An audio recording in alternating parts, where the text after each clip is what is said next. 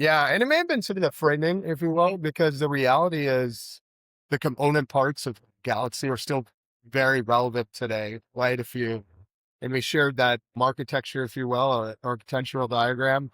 The realities of us offering learning and talent and intelligence solutions are what we've been calling learn, edit, and transform, and those are still very much there on a modern UX available across devices.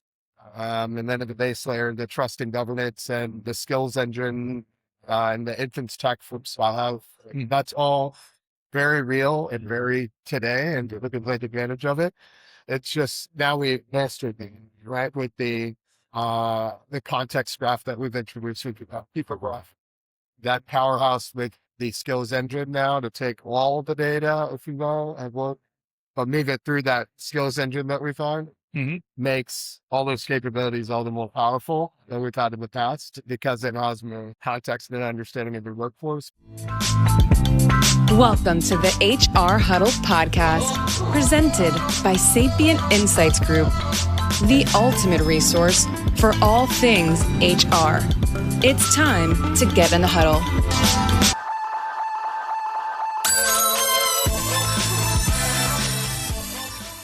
Sudeep Cherian, lead product architect, Gary quotes a handful of times. Well, I mean, I know. Yeah, absolutely. So great season. Yeah, how's everything going? You know, it's going well. We've been really looking forward to bringing a lot of this that we've been holding inside to life. I mean, Stacy and her team have been great partners. I do stuff with them, see it on the walls, to have the conversation, just having lunch with a few customers, just hearing them, the way they want to take their orgs and seeing where we can fit in, if you will, is pretty easy. So yeah, that's the most interesting thing to me is the customer perspective. I also talked a little bit about that during the analyst stuff and getting their perspective and sort of trying some stuff out. I think that how has been their reaction to the sort of workforce AI? Because I could hear some concern from Himanshu and some others. They're like, is this, too much too soon after, we just kind of let them know Galaxy be bringing everything together. And now is that seeing they're splitting up? How's been their thoughts on it? Yeah. And it may have been sort of the framing, if you will, because the reality is the component parts of Galaxy are still very relevant today, right? And we shared that architecture, if you will, or architectural diagram. The realities of us offering learning and talent and intelligence solutions are what we've been calling learn, edit, and transform, and those are still very much there on a modern UX available across devices. And then at the base layer, the trust and governance and the skills engine and the inference tech from Swallow. That's all very real and very today, and we can take advantage of it. It's just now we mastered it, right? With the context graph that we've introduced with people graph. That powerhouse with the skills engine now to take all the data, if you will, and work, but move it through that skills engine that we found makes all those capabilities all the more powerful than we've had in the past because it has more context and understanding of your workforce. But then on the top layer, you have the agents, right? Some of which are pre-built because we've spent that time with customers over these months to say, what are the outcomes? What are the challenges you're actually trying to solve? And it's been a bit of an unlock for not just us, but our customers. Like we're no longer just saying, hey, I'm trying to drive compliance, or like the more narrow, but important, people or HR oriented things they're trying to solve against. But we can really have, especially when we talk to individuals outside of HR, we can really have a conversation around what are you trying to, what makes it fear out of, and then try to layer in where we go from there. So that top layer, if you will, with the agent piece, as well as then the work editing piece. And that's another big part of the conversation with customers, including that lunch we just said, which I can talk about. Yeah. Without dropping any names, Sure. Unless you're allowed to. Tell me a little about that. And I also want to circle back to what you mentioned about the interface layer. I want to hear that. Yeah. So this lunch I was talking, a media company, and they're struggling with right now is they know that AI will play back in transforming what they do. And what they're missing in their organizations are people that can define the workflows. Missing that function in their people is the chief people officer who's talking about for the culture. Yeah. Like, how do you bring in someone that really understands the workflow of these various businesses, that then they can bring in the right technology or take advantage of agents in a way that will be best deployed, if you will. And so it's just really interesting hearing that from an HR professional. Yeah. Versus someone on the, IT side, if you will, or otherwise. And so hearing people really thinking about how do I best architect this? How do I make sure the right people are thinking strategically on how to set this up? And it's broader. It's broader as well. And so I was pleasantly surprised. Do I have the right people in place as I introduce these new agentic solutions and what have you? And then the other part of the lunch that was interesting was when they were talking about the need for dynamic Java, Java textures, if you will, not the static, if you will, and how diverse saying these enterprises are into the job families they have and the jobs that they have to do and the importance of. It's interesting because you kind of kicked off by saying, work that we've done, but one of the things that kept coming up in our research is that it wasn't when we asked, like, what was the hesitation to using an app, right? For those that weren't, it wasn't that they didn't feel like they were technically ready or, security and privacy. Those are concerns, but the number one is people just said, we don't know enough about it. We don't really have knowledge of what's going on and how's it going to help us. So it does make sense knowing that, right? To start from that perspective and saying, here's the whole view of what you've got, right? That I sort of, right? The architecture piece. And some of the knowledge management, strangely enough, that came up. So some of that orchestration, and the orchestration layer that then starts to make a lot more sense of like what is really happening here. As we're starting to see a lot more interesting who's handling orchestration and just figuring out that dynamic between the agent model and the sort of, I guess, more traditional where the people fit in. Yeah, absolutely. Yeah. Because we hear a lot of this sort of like people in the loop, but that's kind of meaningless in a vacuum, right? It's exactly where. That's right. Right. That's right. And in fact, we have a breakout session tomorrow. Sure, your AI agents don't become secret agents. And we're really trying to break this down. So we'll try to meet people across a range of experiences that are, I think it might be soon after the keynote. Oh, well, then I'll be able to make it. But it's essentially trying to get, as we have this burgeoning relationship, right, between HR and IT, we want to make sure the HR leaders that we have key relationships with are asking those key questions of who's accountable for the decisions that come out of these areas, or is there traceability, explainability, a series of like baseline questions that can just establish trust so that when certain actions are taken on your behalf, that you've established the controls that make sense for your business. And sometimes IT may not always know when it comes to people and of what's required, where a human may need to be engaged.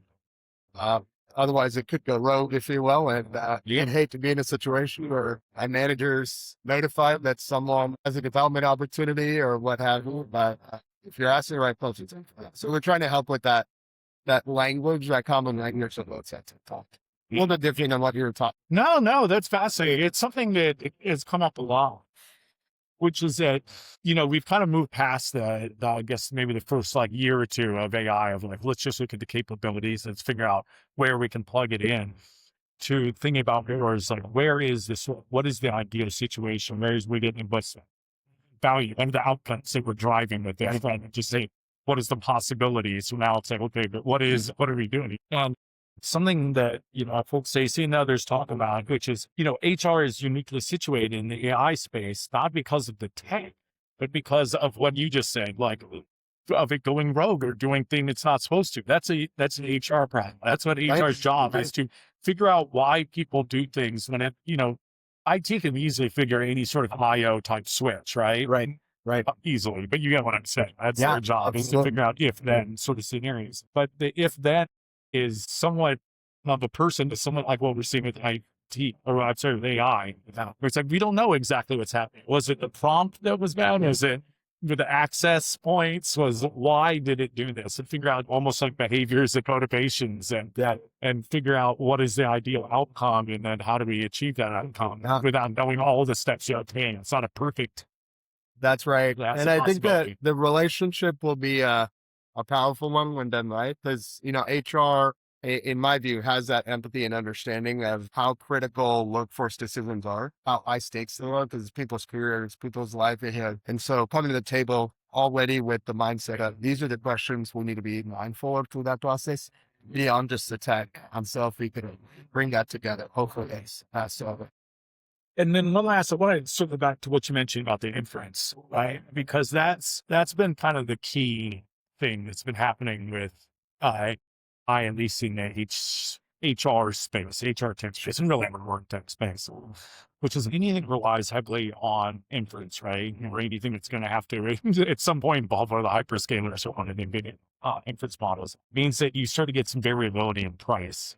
I definitely know it from like that's what it's trying to avoid, right? We've seen this for almost all the major, all the ERPs and a lot of the other, big names out there is that they're starting to go to usage-based models or consumption, models. And it sounds like you guys are taking a very deliberate stance away from that. So how are you shielding yourself in the costs of inference, which could be variable, right? To like a standardized pricing model. I think pricing models are what a lot are exploring, right? I know this is slightly outside of the product side. No worries. I mean, I think we're trying to be, we've always tried to be customer first, if we will. And, while some have chosen to charge by usage, if we will, some have chosen to, charge customers for their own data, PI calls.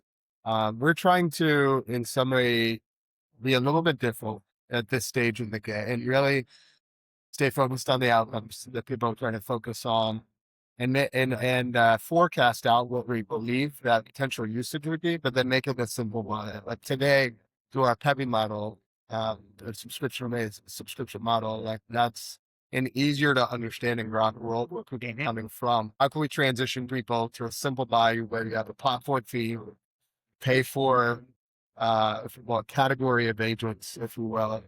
They could play, they could provide certain outcomes to you. Agent packs. So far from talking about customers, it's easier for them to draw. It makes it simpler with them not having to forecast on their side out how much is it going to cost. It's a bit more predictable. Now, is there risk on our side we're taking on? Absolutely.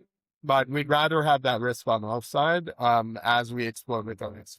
Does that mean it's going to be exactly the same 3 years from now? I don't think any vendor could probably say that with confidence, but we're trying to drive that adoption and keep the conversation going around, hey, what are we trying to say? Yeah. And bring our 7,000 customers from the world they know, the world they're going to, because what we're finding is talking about customers, it's difficult for them to even forecast, okay, tell me about a usage model. And how do I budget? What should I be asking for that? And and so we've decided to take out some of that. So helping them kind of discover that, going from, again, they don't know what they didn't know, right? And they're aware of that now, helping them understand that. Yeah. So it is pretty interesting. You're definitely on the cutting edge a lot, that sort of knowledge, discovery, which makes sense for a learning company, right? Yeah. Keeping it core. I think Manchu said something to the point of, it's not that learning is going away, it's a methodology of learning that's changing. Because I think Josh had made some supposition that, learning is going to go away. And he's, I don't know if that's true. Right. Yeah. Learning, we strongly believe that learning's been around since the dawn of time and people need to continue to learn and grow. It's just the mechanisms in which they're doing so. Yeah.